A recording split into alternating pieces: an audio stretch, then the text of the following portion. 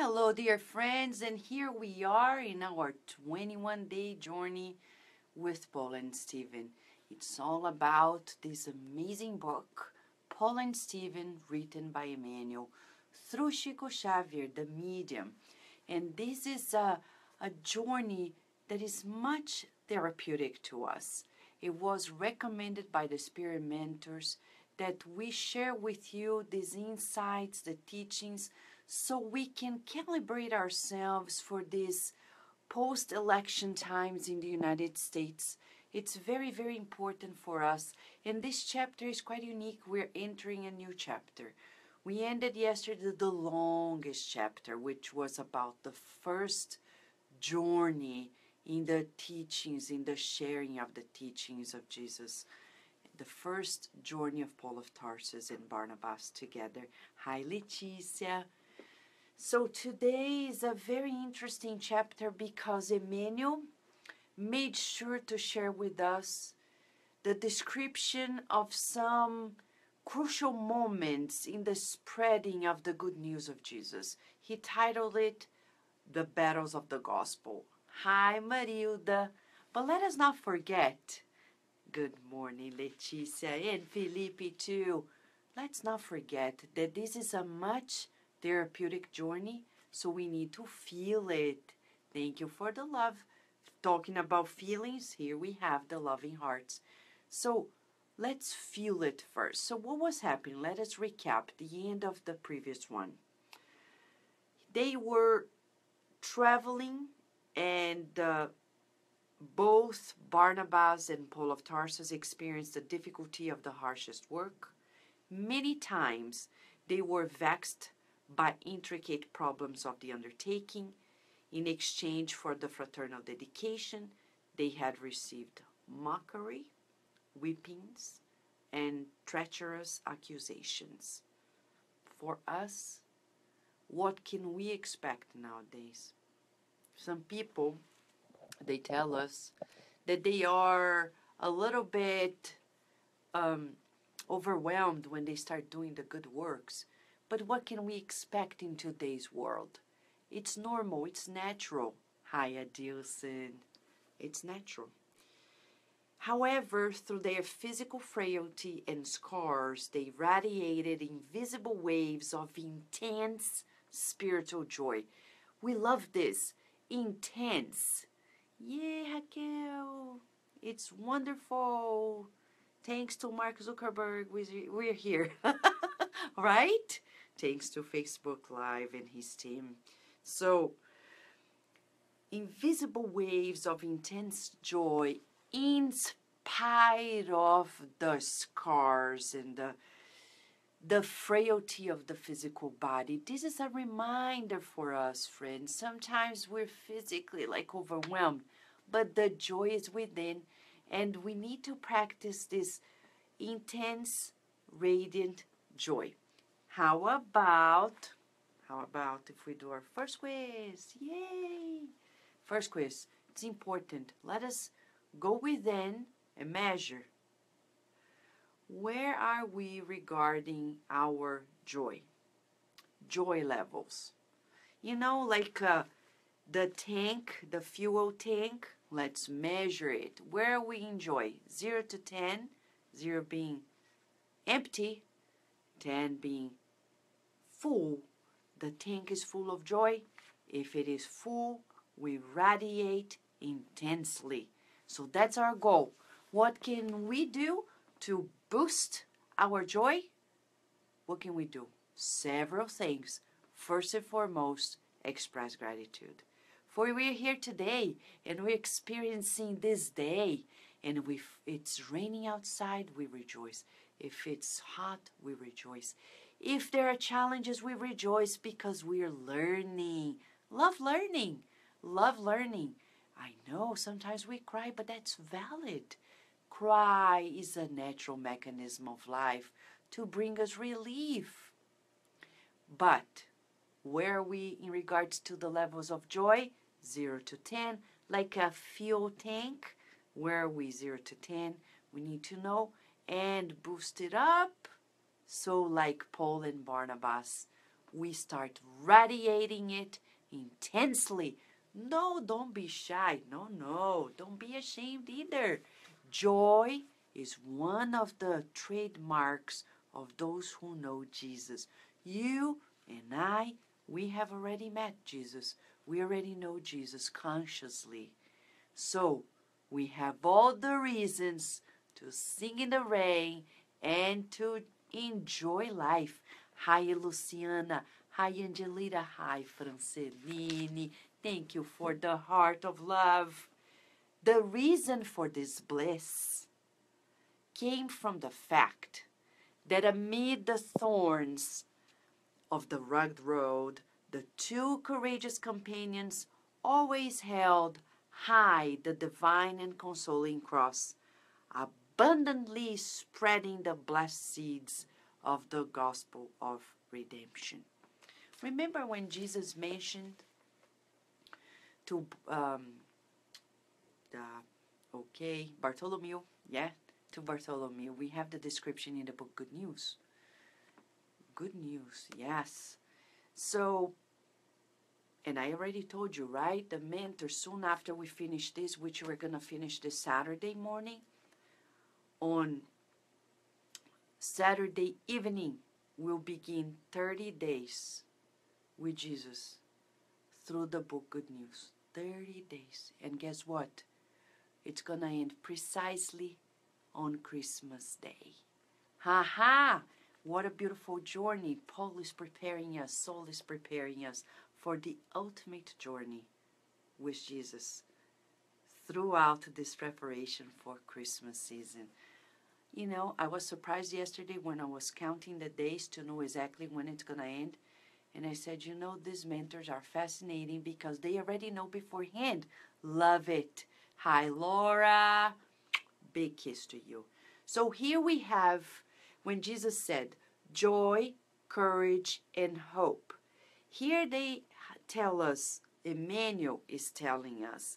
Emmanuel is the educator.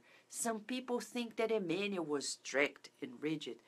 When we read these books, we already know he was so loving and kind and compassionate and a wonderful educator. You're right, Marcio Henrique, wonderful book, both books. So the reason for the bliss was that they renewed their hopes, they had the courage, and they abundantly shared the joy of living, the joy of living. But unfortunately, because we're still learning, Emmanuel makes sure that we meditate on important lessons in this new chapter, battles over the gospel. We cannot believe our eyes when we read the title because we ask ourselves, battles over the gospel? It doesn't make any sense. Because as Peter says, Jesus always promoted harmony and peace. How can we talk about Jesus and be combative and displace harmony? It's paradoxical.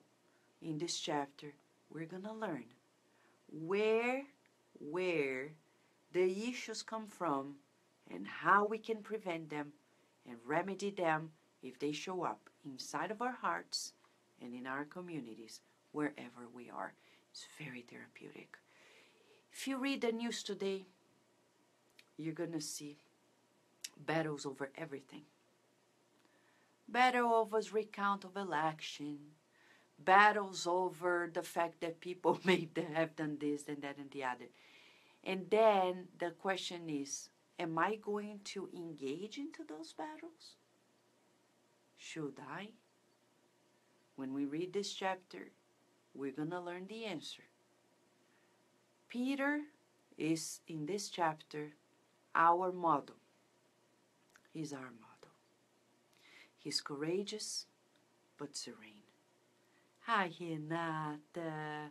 So, the chapter begins like this. Okay, it's an invitation for us to think therapeutically. Should we engage in battling attitude, in combative attitude in our lives? under any pretext, fair or unfair. How should we solve the issues and the problems of ourselves, of our communities, of our nations? Paul and Barnabas' return was marked with immense joy in Antioch. The church where they were committed directly received them back after that long journey. The fraternal community was deeply moved and marveled at the deeds of the brothers who had taken the divine seeds of truth and love to such poor and remote regions. For several nights in a row, the new arrivals presented spoken, highly detailed reports on their activities, and the church rejoiced greatly and rendered thanks to heaven. This is very interesting because they traveled and came back and told everybody about it. It's so interesting because I remember, even in the spiritist circles, it's a puzzling thing for us to meditate upon. We are living at a current time when we don't have sometimes the homogeneous community.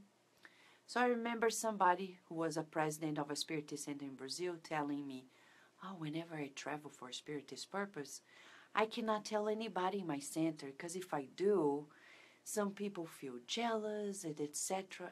And I was shocked at hearing that. I said, like, jealous of what?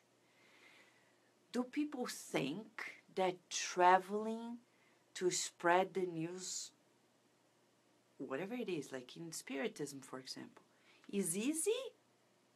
No, it's very hard. It's very hard. And Jorge Godinho Neri, who is the president of the Brazilian Spiritist Federation, told me recently, Vanessa, when you read Paul and Stephen, you get to know of the moments in which they were sharing the teachings of Jesus, and soon after, there were consequences. They were stoned, they were accused, they were arrested, and he told me, today, these things may no longer happen. Well, in certain parts of the world. But we have other types of problems and issues. Many problems. And that's true. People think it's easy to go around and share this news. It's not. For those who come along, they see the challenges. And if you have family with you, you see that the consequences fall upon them too. So it's not easy, it's not simple. But we need to inspire ourselves in Paul and Stephen to rejoice with this spreading the news with whomever is sharing the news. Let us listen from them. How was your trip? How was it? And listen from them on how these endeavors went through and rejoice with them. We are on the same boat. The more people spread it out, the better it is for all of us. So let us rejoice with whomever is taken to these tasks. The two devoted missionaries had returned at a time of great hardship for the church. Cannot believe it.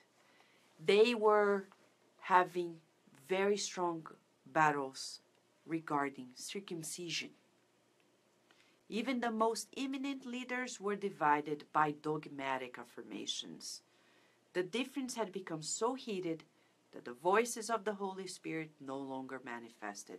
So, when they say the Holy Spirit, he's talking about mediumistic manifestations. And it is true.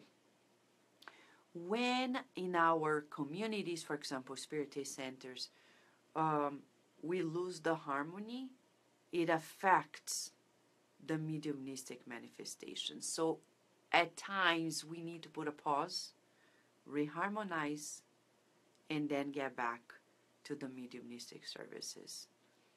I know people who want to use mediumistic meetings to solve the problems in our communities, and it's not going to happen.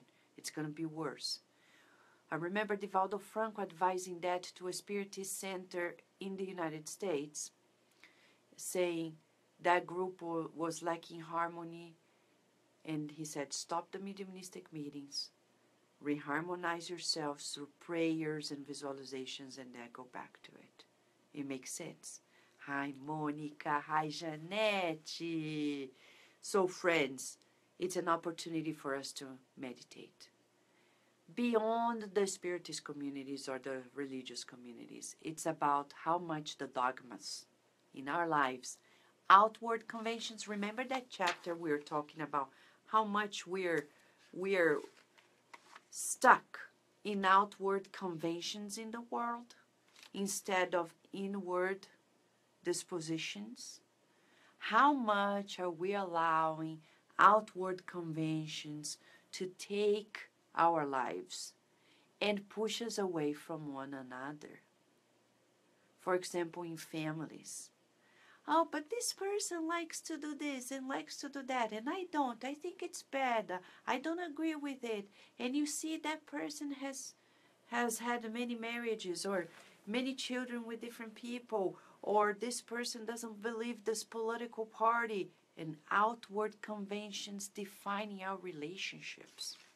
Are you going to lose a friend because they have a different political idea? That's exactly this lesson.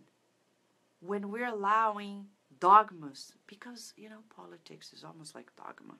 It is. People think one thing is right, and the other think the opposite is right.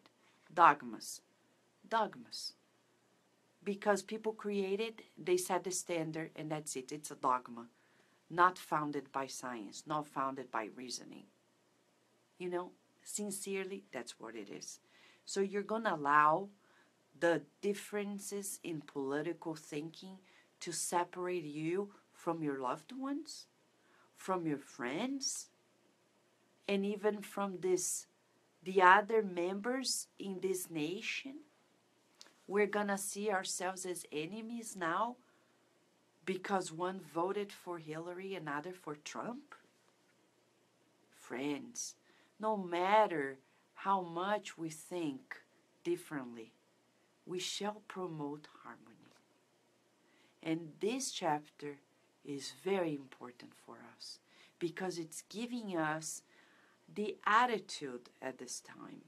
Simon Peter's attitude is the attitude out of this commotion of heated political times. We need a greater common sense to actually come out of this mess. Paul, though he was Jewish, he thought the Judaic intolerance, imposing circumcisions onto those who were not Jews, who were not circumcised, was criminal. And even Emmanuel thinks so too. He gives his opinion. He even says that those were absurd ideas. Emmanuel clearly states his opinion as he's narrating it. Okay? So, those who were not Jewish were treated with scorn inside of the Christian churches? That was wrong. Didn't Jesus open himself widely to everyone? So the question for us now, and this is the second quiz of the day in this inner therapeutic journey, how much are we allowing these personal dogmas of ours to separate us from each other, from one another? I know people who tell in their minds, I do not accept people who do this. And then we're missing a great opportunity of being good friends with somebody who probably needs our help. And we are just pushing them away because of personal dogmas. Jesus never created a separation between him and anybody else. Thieves, he died at the cross between both. Women who were using their bodies to sustain their lives, prostitution, he was there helping them. people who cheated their husbands or wives. He said, if nobody judged you, I don't judge you either. He never said it was right, but he never pushed them away. And he never turned his back to them. Are we doing that? Because if we do, we're just like the Pharisees. That's the bottom line of the chapter.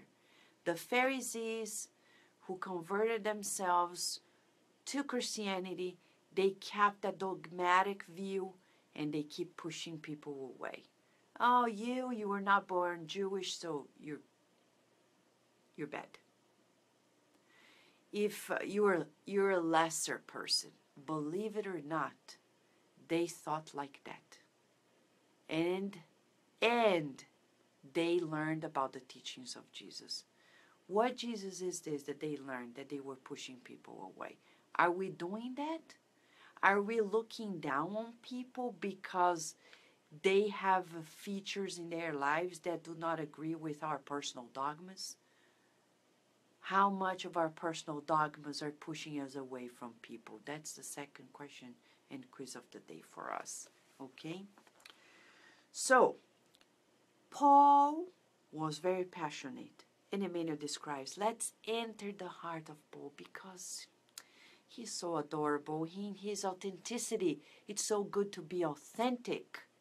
He didn't use masks any longer. In his passion for open attitudes, he was not one of the workers who could wait. So after 2 weeks of anxious expectations,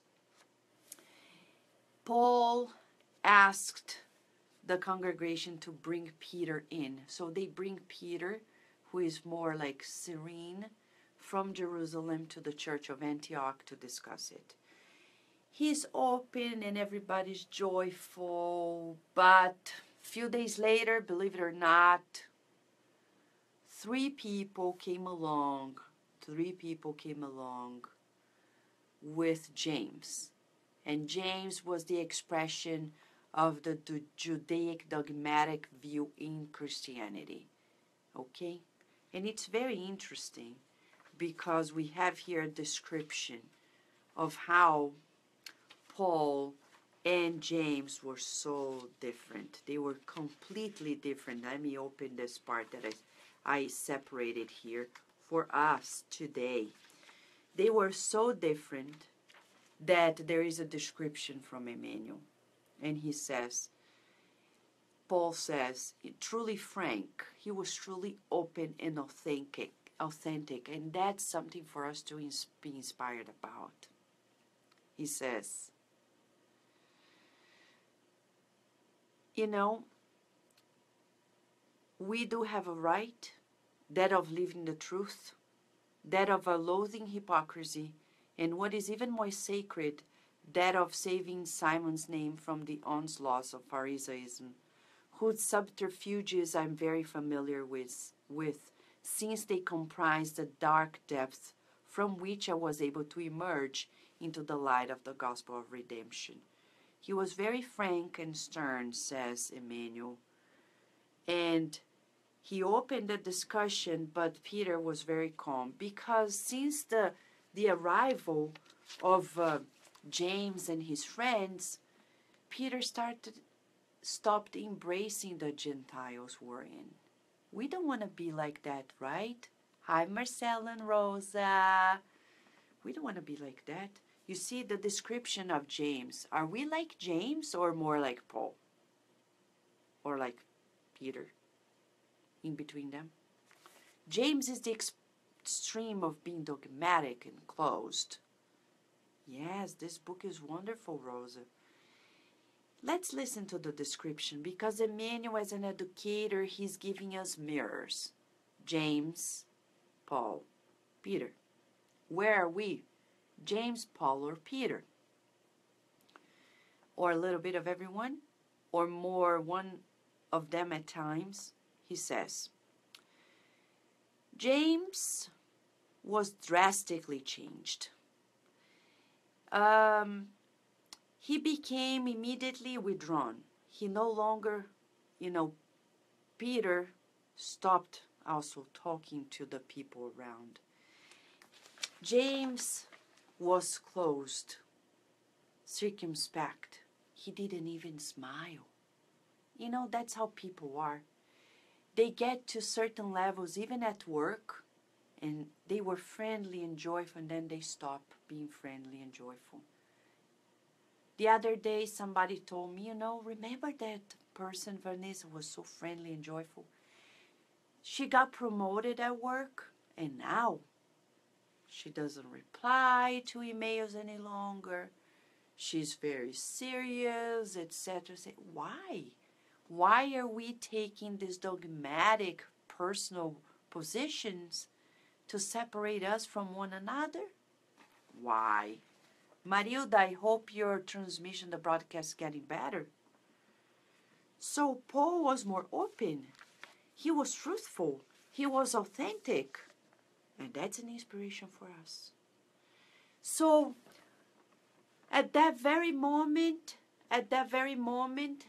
Peter is listening to Paul's exposure and demanding that he is true to the message.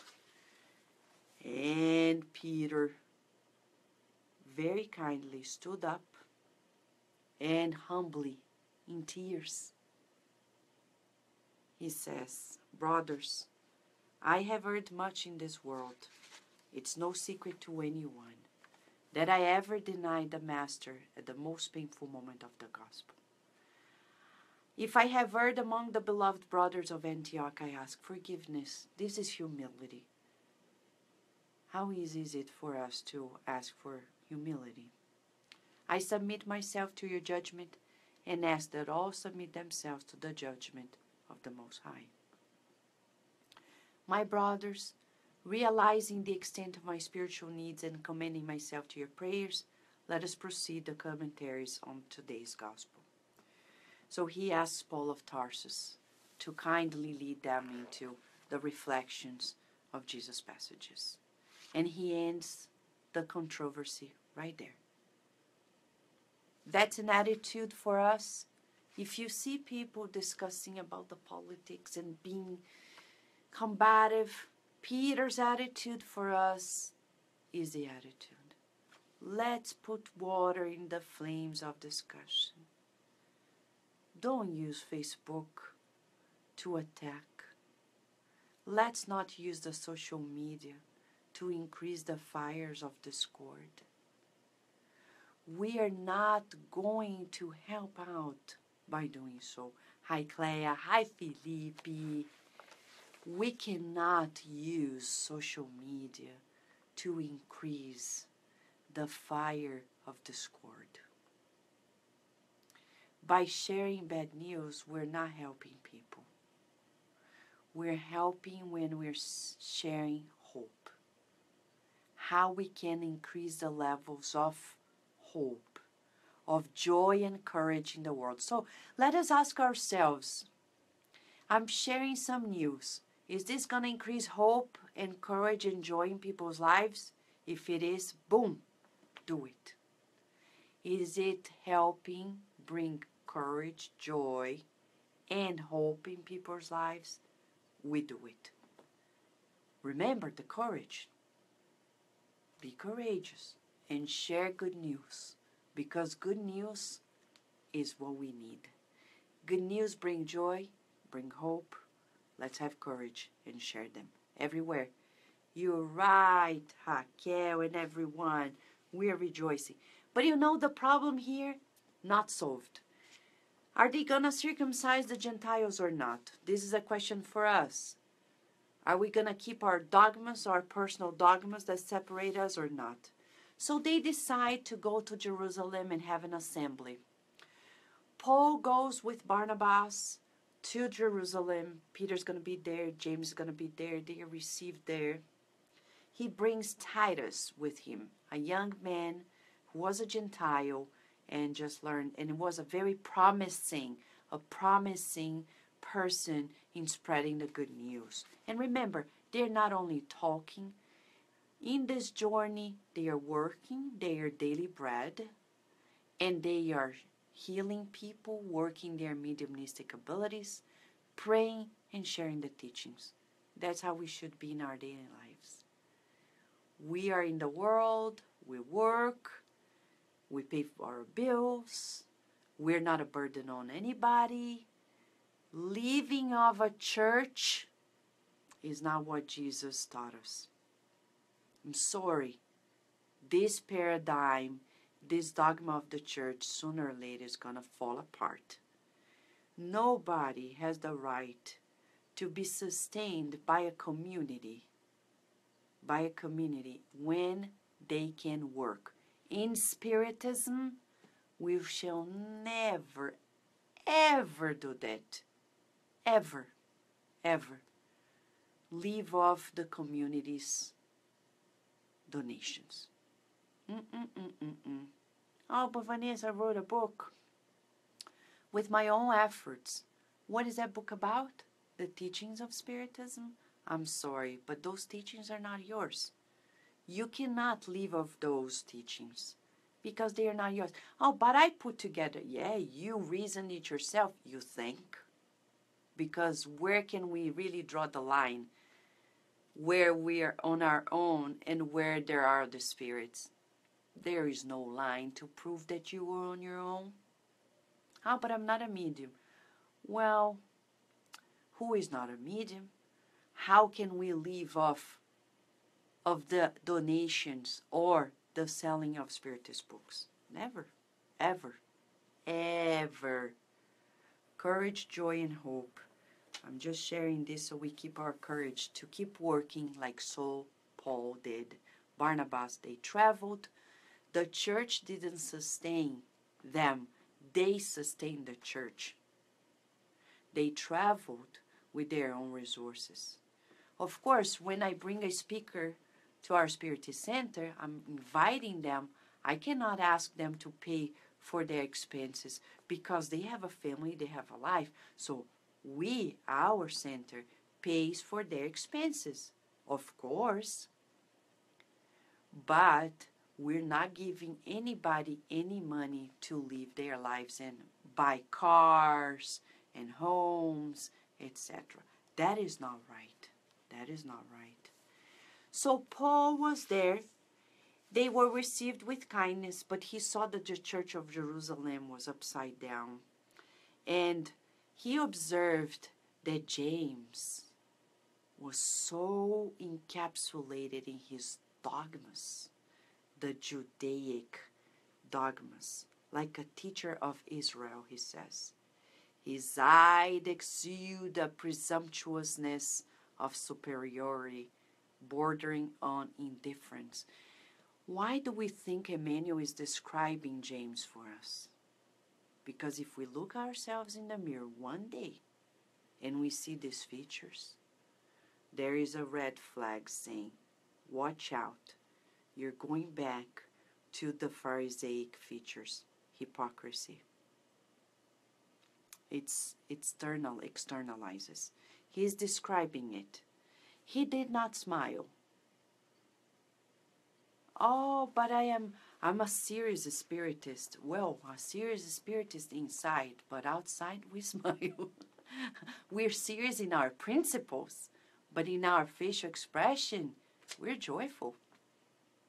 We're firm, but we're joyful. We have the sun shines through our face. Yes, when we're truly aligned. His eyes exuded presumptuousness of superiority bordering on indifference. You know, there are people, they have no position whatsoever. And you give them a position, they start feeling like, oh my God, now I am superior. Really? For how long? For as long as you're in that position and then boom, you're just like everybody else. Why do we change when we assume certain positions? I don't know. It's ignorance. His gestures were calculated. We lose spontaneity, authenticity. Hi, Rita Di Cassia. How are you too? Paul drew his own conclusions and awaited the evening for the discussions. But James is so distant and indifferent, he's not feeling the scriptures, that he looks at Titus, the Gentile, with Paul and asks, is he the son of the chosen people? Oh my Lord. And I've seen people looking down on people who are not spiritists. You know, when we bring non-spiritists to spiritist meetings, and there are people behaving just like that, they look down saying, oh, he's not a spiritist. As if we are the chosen people. Who is not chosen by God? Who? Nobody. Everybody's chosen. We're all children of God. He's a descendant of the Gentiles, says Paul, and he was very proud of it. It's amazing, his transformation. Hi, Valeria. Circumcised? Asked James cautiously, and Paul answered with annoyance. Emmanuel describes he was becoming irritated, and he says, no. Upon hearing the negative reply, James clarified in a firm voice, then I think it would not be right to admit him to the assembly, since he has not yet complied with all the regulations. Can you believe it? James knew Jesus personally, and now he's taking these personal dogmatic features and separating him from others? That's not right. Oh, yes, that's not right. Titus is our representative in the community. Simon Peter went pale. A lot of emotions. Paul was irritated and annoyed. James was very arrogant, and Peter was pale. Caught between these two great representatives of Judaism and Gentiledom, he had to resolve the unexpected impasse in a Christian manner. Peter did not speak up right away, so Paul continued. But then Peter said conciliatorily, the topic will be discussed later. But for now, James is in charge. I would recommend that we circumcise Titus tomorrow before the assembly so he can participate. Oh my God. Jeez. Mamma mia. Let me share something with you regarding circumcision. As a neuroscientist of pain, my expertise in neuroscience, I studied very closely the neuroscience of neonatal pain and studied very closely the pain of circumcision. Believe it or not, it just happened to be that way. And all the scientific findings tell us that circumcision is useless unless there is a medical need. For hygiene purposes, you don't need it. So circumcision is cruelty. Now science knows that if you don't need to go through it, don't do it. Don't do it. I was called personally to witness the circumcision of the firstborn of a friend who was Jewish in Baltimore. I was there at the synagogue and I witnessed it. He brought me back to this book, to those times. And I tell you, it's cruel. We respect the traditions, the religious traditions, but medically speaking, it's unnecessary. Religiously speaking, we're going to learn today, it's unneeded. So scientifically, it's not needed unless the doctors say there is a pathology involved and you need it. Otherwise, it's a no, no, no, no, no, no, no, no. Scientifically, no. And you know what happens? I'll break the news because we published several papers showing that those neonatal injuries, because inflammation lasts for a while, they are going to change the sensitivity of pain for that person. It's going to change and predispose the person to depression and anxiety and other, let's say, mental sensitivities. So, unless it's needed. And let us not forget, nowadays medicine has resources to diminish the pain. If they are done in the synagogue, besides the topical analgesic that is used and the sweet wine, I studied also the effects of sweet in being analgesic. They are short-lasting, so they cannot cover for the enduring pain that happens afterwards. Okay, so we would say, no, it's to no use. Hi, Tanya. Hi, Hercules. Thank you, friends, for joining us and for the love. So now we have here, Emmanuel's opinion. This is Emmanuel's opinion. He's saying that in the discussion of the assembly, and he's describing this purposefully, because when you read the news, and I read the news today, and we think, the world is crazy. Think about this. This is inside of a Christian church 2,000 years ago, and this is exactly the discussion that was happening there. And this is Emmanuel describing it, and he adds his own opinion in it. He says that the first topics discussed gave Paul an idea of the great changes they had sought to introduce into the Master's gospel. The hypocrites, the Pharisees, were changing the purity of Jesus' teachings. One of the brothers even thought that the Gentiles should be regarded as the cattle of God's people, barbarians who should be subjugated by force in order to be employed in the heaviest labors of the chosen ones. Another asked if the pagans were like other people converted to Moses or Jesus.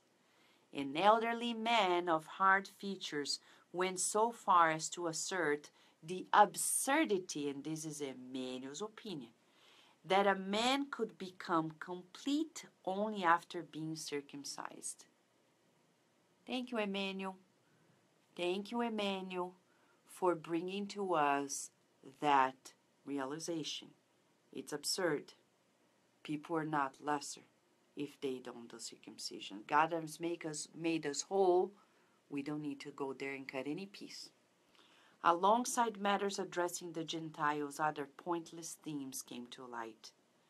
There was a remark, for example, that the assembly should regulate the obligations concerning unclean foods as well as the most appropriate procedure for hand ablutions, which was a hand washing, full body immersion or washing of the hands in a cup. James argued and reasoned with a profound knowledge of all precepts, but Peter listened with great serenity. He never interrupted when the topic assumed an argumentative character and waited for the opportune moment to express himself.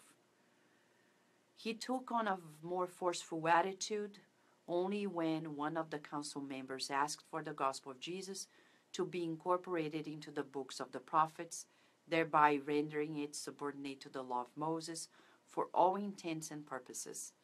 It was the first time that Paul of Tarsus noticed the former fisherman become intransigent and almost brash as he explained how ludicrous such a suggestion was. So here we have an example of the current attitude for the current times. If you hear nowadays people talking about women in a lesser way, or people who are immigrants in a lesser way, just like the Pharisees who became Christians, I don't think they were truly Christians, but they thought they were. They wanted to subjugate some, prioritizing their own dogmas, personal dogmas. What do? We stay firm but serene. We stay firm but serene. We don't lose our minds. We don't lose our serenity because of other people's ignorance and madness. As much as we hope that people do not lose their serenity because of our mad moments.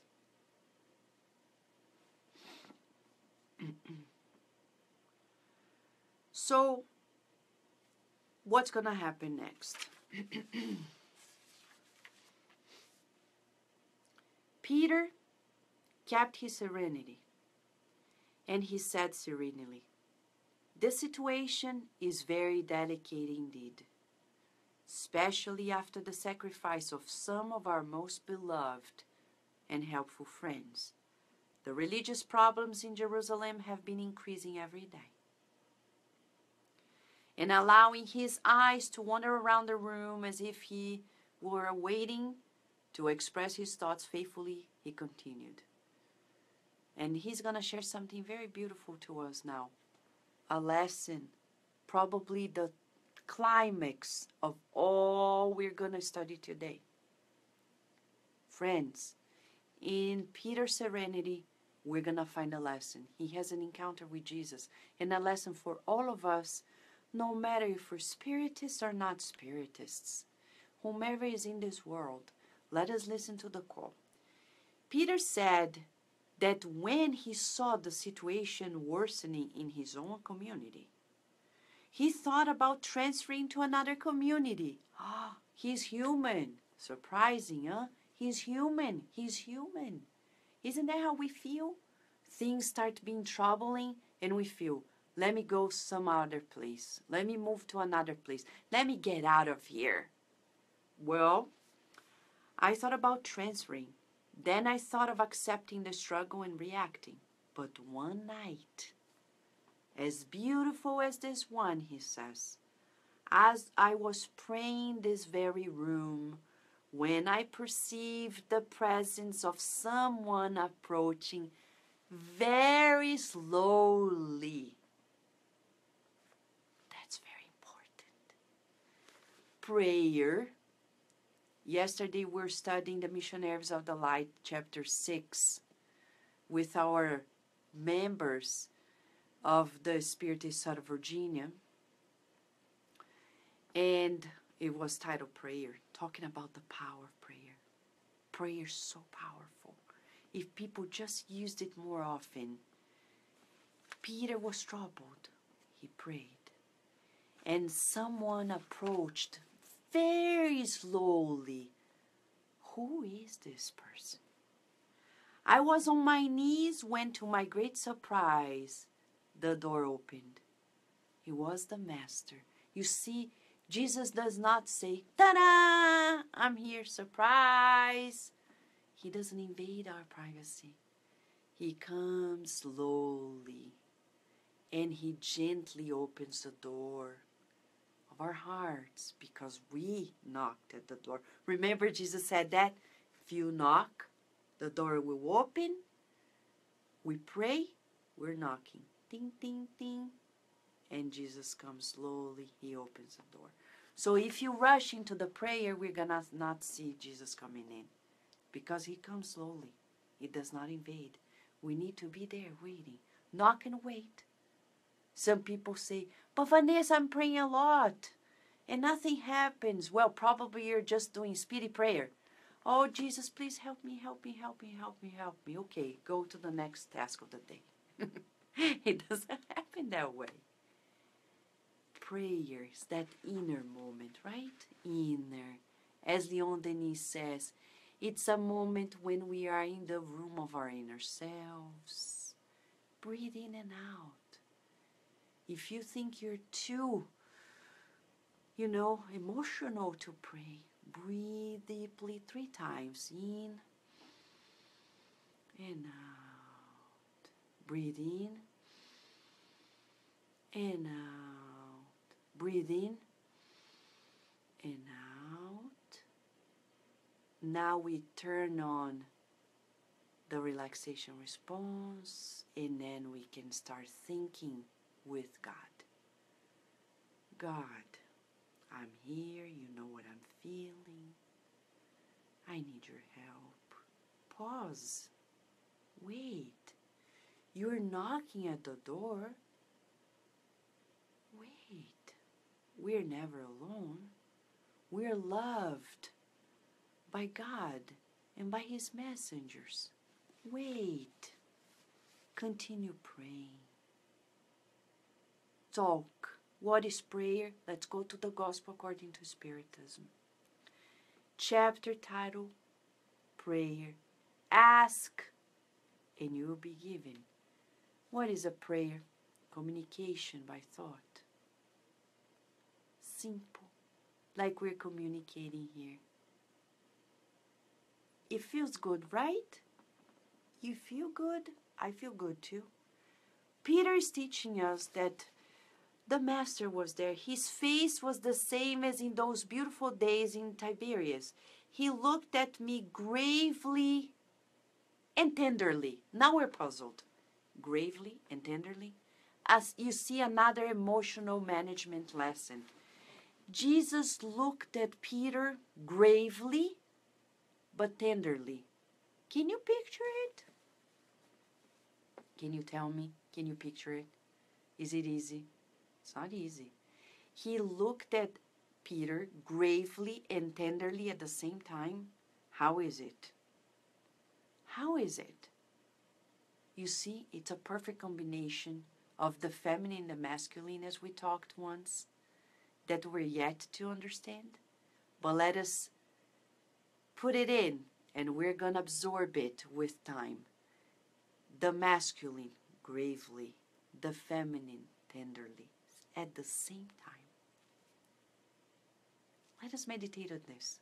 The Master, that's why the Master, he's teaching us another lesson now of the perfect harmony within masculine and feminine, gravely and tenderly. And he says, Peter, attend to the children of Calvary before thinking of your own urges. The marvelous vision lasted only a minute, but soon after Oda began remembering the elderly, the needy, the ignorant, and the sick who knock at our door. The Lord was calling my attention to the bearers of the cross. Since then, I have not desired anything but to serve them. So Jesus was telling us through Peter, very tenderly but gravely, he was saying, if you and your family, at work, in our community, in your spiritual network, in your nation, you are in this harmony, do not worry about your personal needs, urges, your personal agenda. Think about those who are suffering. Jesus is saying, focus on the children of Calvary, meaning on all those who are suffering around. My friends, in this current times post the election, leave the president-elect alone. Pray for him and his team. But let us focus on those who are suffering right before our eyes. Some people in our workplace, or in our families, or in our Facebook network. What can we do to help them out this morning? I had the most beautiful example from a Jewish member of a community where I live in. I don't know him personally, but he's in my network. He's a benefactor, Dr. Neil Kravitz. He's an orthodontist, and he woke up and wrote beautiful lines in his Facebook. He's very generous. And he said, let's do a good act of kindness today. People were replying to his comments, and a woman said, yes, I know this woman who needs help because she's going through cancer. And it was a donation link. A few minutes later, he said, thank you. I've donated already. He has just done it. He didn't ask, I don't know this person, who she is, blah, blah, blah. He just went there and did his part. Phenomenal. That's how we help to create a better world. If you keep focusing on demanding, Emmanuel says, we have no right on demanding on politicians. even if we're doing our jobs. We can demand that they fulfill their tasks, but not demand like persecutors, becoming their obsessors, sending them negative thoughts and saying that they are this and that and the other. Read the book Money by Emmanuel, which is already there at the website of the United States Spiritist Federation, and you're going to read his instructions about how much we should demand on the politicians. We have to do our part. So Simon Peter shared with us, forget about the personal urges and focus on people who are suffering. Who is suffering in our lives? Simon Peter then said, without hesitating, that he was actually surrendering to the Pharisees in his community because of money. Mamma mia. How many Spiritist centers are surrendering to this and that and the other because of financial needs, just like the Jerusalem church? He said, the biggest problems have to do with money. To keep the work afloat, we need more courage and faith because the debts you contract with the suppliers. And he says, only the cooperation of Judaism can attenuate or pay off. So he's telling us, Peter is telling Paul, that he is giving in to the Judaic and the Pharisaic demands because they are the ones who are paying or sustaining the Church of Jerusalem. My friends, this is a huge no-no. No, no, no, no, no. Kardec himself, he put his own money into publishing the books because he said, we're not going to compromise the message, subjecting ourselves to the demands of the sponsors. If somebody donates the money, let them rest assured that they donated and the good spirits are the ones who are going to tell us what to do with it. We cannot obey them and their demands because they are donating the money. If you donate the money, you donate the money trusting. One day a woman donated a large land to Chico Xavier. The Spiritist Center where he was in wanted to use the money to expand the Spiritist Center, which was apparently fair. But Emmanuel said, no, we're going to keep it small like the first Christian churches. And like Kardec said, Spiritist centers need to be small to keep it true. But some directors disagreed. Do you know what happened next? Chico Xavier left the center and founded a new one. He said it's okay. And we have a letter that he wrote to Haddad in the United States explaining it all. And he gave the proof. We even have the records of the land and whom he donated to show to Haddad that he fulfilled Emmanuel's wisdom. A lesson for us. Peter is learning with Paul today that he shall never accept it again. And he says, we need to set up work principles that will enable the church to survive on its own resources. The orphans, the elderly, and the able-bodied men could do other things besides agricultural work and could produce something for the income you need. Each work according to his own strength under the supervision of more experienced brothers. As we know, where there is work, there is income, and where there is cooperation, there is peace. Where there is work, there is income. Where there is cooperation, there is peace. I remember the Spiritist side of Baltimore. There were times we needed income. It was summertime. We started, Yas Guaracava and I and Jeanette and some other friends, we would meet weekly to do some crafts and sew on these flip-flops and sell them out for the center. And we know many centers are doing also many good things. But those were never the focus. Remember the previous lesson.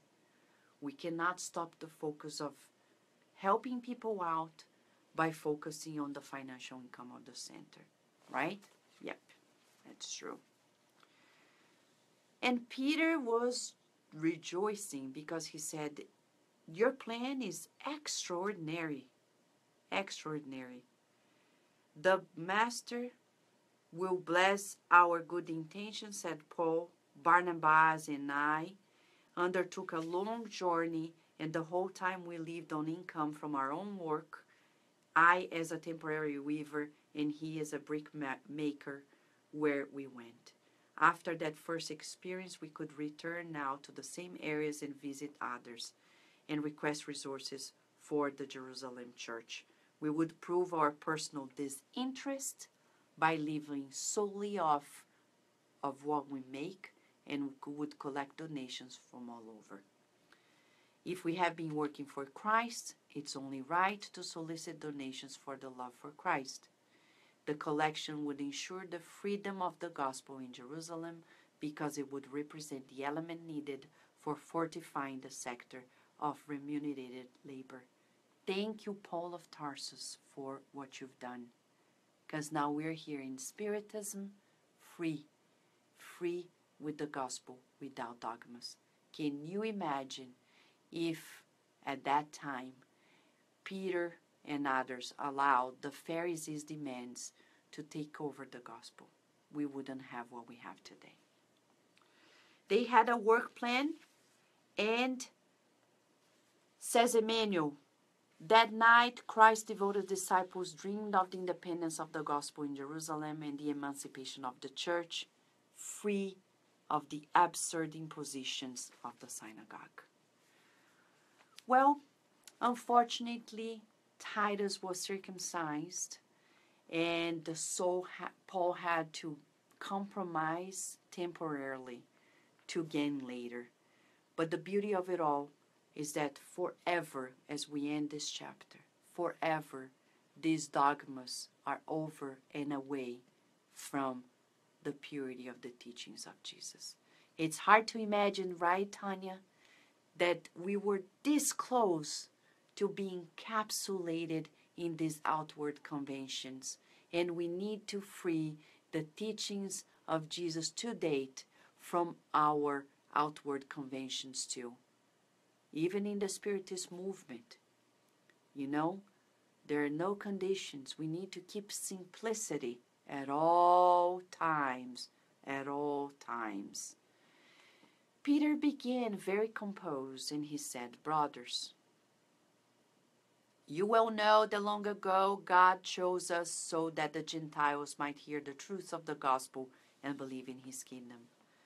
The Father who knows everyone's hearts gave to the circumcised and uncircumcised the word of the Holy Spirit. On the glorious day of the Pentecost, the voices spoke in a public square in Jerusalem to the children of Israel and of the Gentiles. The Almighty determined that his truth should be announced without distinction. Jesus affirmed that workers for the kingdom would come from the east and from the west. I do not understand so many controversies when the situation is so clear. The Master exemplified the need for constant harmony. He spoke with the doctors in the temple. He visited the houses of publicans. He had words of courage for all who lacked hope. And he accepted the ultimate sacrifice between two thieves. Why should we maintain a posture of isolation from those who experience the greatest need?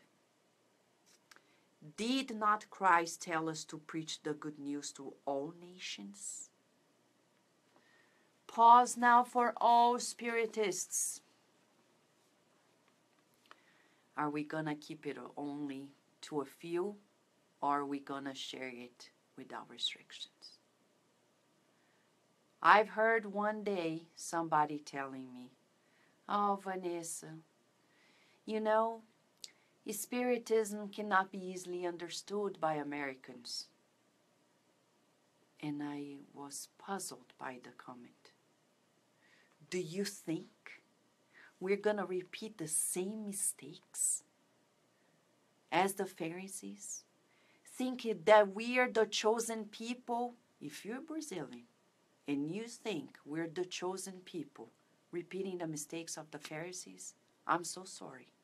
We need to reincarnate 1,000,000 more times, and hopefully in the blessed lands of the United States of America, because these lands are also blessed as every other land in this planet.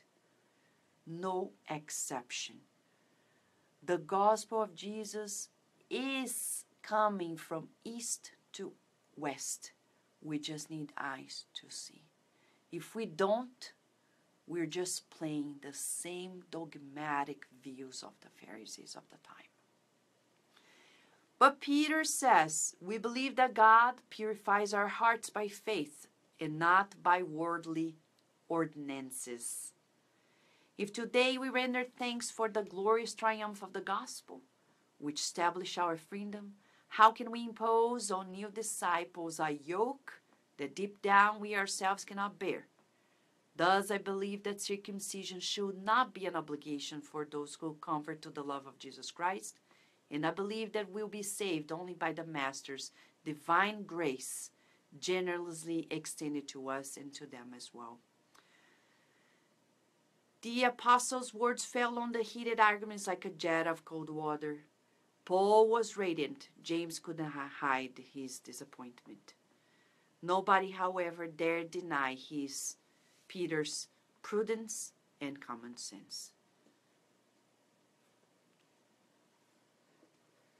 Okay, so Tanya is saying that you asked Divaldo what I can change in our spiritual work, and his answer was nothing. Keep it simple as is. Joanna told him that every time she comes to visit our center brings her memories of the first Christians. You're right. You know, we cannot be Pharisees in the Spiritist circles. When we become too judgmental, too discordant of other Spiritists, because they choose a different way of dealing with Spiritism. My friends, I ask them, go read the Medium's book by Kardec.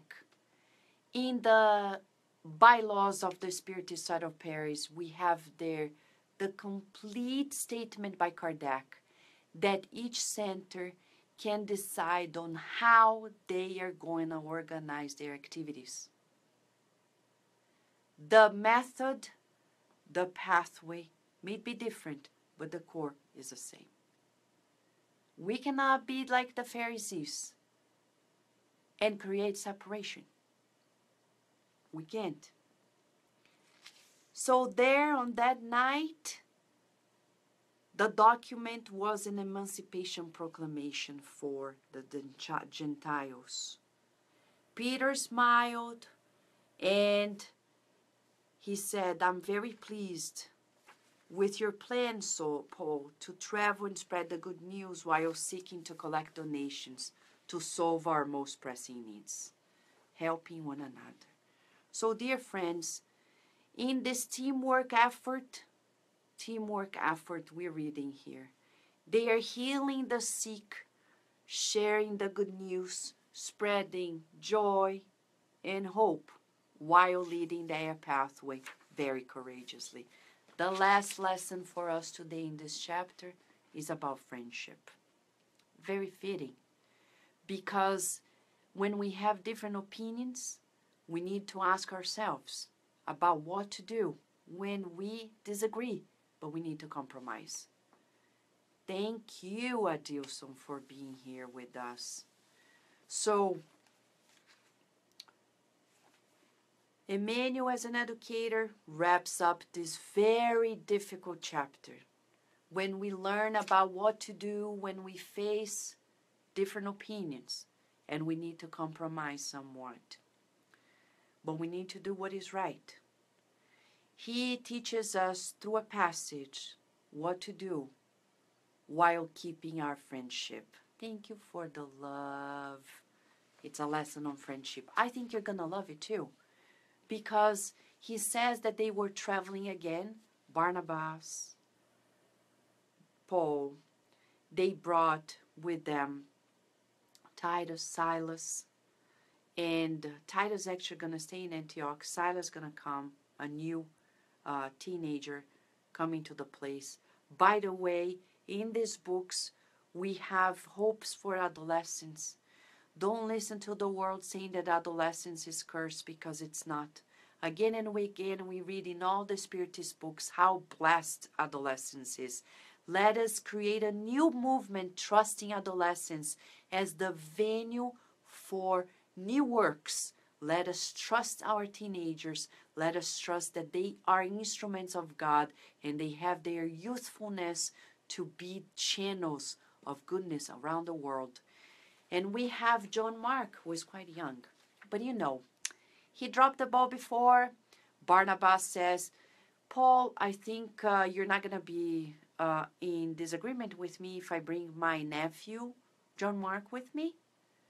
And Paul says, I don't think he's ready for it. I think he dropped the ball once, and this journey is going to be very critical. I don't think he's ready for it. Well, Barnabas says, how should I interpret your refusal? Why deny the young man a new experience of regenerative work? Wouldn't it be lack of charity to refuse a perhaps providential opportunity? Paul looked at his friend for a while and added, my intuition on this matter is different than yours. Almost always, Barnabas, friendship with God is incompatible with friendship with the world. Friendship with God is incompatible with friendship with the world. In lifting ourselves up to the faithful fulfillment of our duties, the concepts of the world rise up against us. We seem bad and ungrateful, but listen to me. No one will find the doors of opportunity closed, because it is the Almighty who opens them. The opportunity is the same for everybody, but the fields must be different. This is just. In human labor per se, experiences can be renewed daily. But I believe that if we interrupt the task we have begun in the Father's service, it is a sign that we have not all had all the experiences that are crucial for becoming a complete person. In this particular, one will reveal himself by his own efforts. I even believe that your nephew will reach this position after a few more struggles. Do you understand the difference? Barnabas, this is the end of the chapter. Be prepared, because it's a lesson for us. Barnabas understood the immense reach of that concise and irrefutable reasoning and fell silent. A few moments later, he said, you're right, Paul. This time, however, I will not be going with you. Paul felt all the sadness overflowing from those words. Emmanuel is bringing us the complete scenario, our emotions. He's saying, welcome your emotions and be ready to feel people's emotions. And after thinking for a long time, you see the dialogue of true friends pondered. One listens, ponders, say. The other listens, feels, and then replies. Let us not be sad, said Paul. Look at the wisdom of this man, giving us the tip for peace in our relationships. We are entitled to our differences. We don't need to be enemies or competitors if we have different opinions. Big deal, it's normal. And Paul says, let's not be sad. I think it might be worthwhile for you to leave with John Mark for Cyprus. He would find there an adequate arena for the work he needs. And at the same time, he could not tend to the church we founded on the island. Under this plan, we could continue in perfect cooperation, even in regards to the collection for the Church at Jerusalem, to say nothing of the usefulness of your presence in Paphos and Salamina. As for me, I would take Silas and go deep in the Taurus mountains. The church at Antioch will retain the cooperation of Barsabas and Titus. Barnabas was very happy. The plan seemed remarkable to him. In his eyes, Paul remained a friend with the appropriate solutions. Before they left, they embraced like two beloved brothers, whom the Master had called to different destinies. Friends, today we have the lesson for lasting friendships. Friendship with God is almost always incompatible with friendship in the world. But when we keep ourselves true to God, if both parts do, we can still be friends. Respecting the differences and the different destinies. When we grow mature, we understand that we have different tasks. We have different duties to attend to. But we're still united in the same ideal of serving God wherever we are. Where is our level of understanding our friends in our different destinies? Can we meditate some more upon this and reflect? Paul of Tarsus and Barnabas gave us an inspiration. Let us keep our friendship above the different destinies and connected to God. That's the only way. Dear friends, a meditation for us today, as we are very thankful to you and your presence and your sharing your thoughts and your feelings. We can all feel it. And we hope that these currents of positive thinking, always joy, courage, and hope can be spread out today. Let us stay in this connection with friendship with God and friendship with one another, because we have God uniting us all. Much love to you, and until tomorrow, a beautiful new chapter as we keep marching towards the beautiful encounter with the Christ consciousness. Much love to all of you. Thank you, Laura. Thank you for your hug and all of your love, my friends. Until tomorrow, God providing it.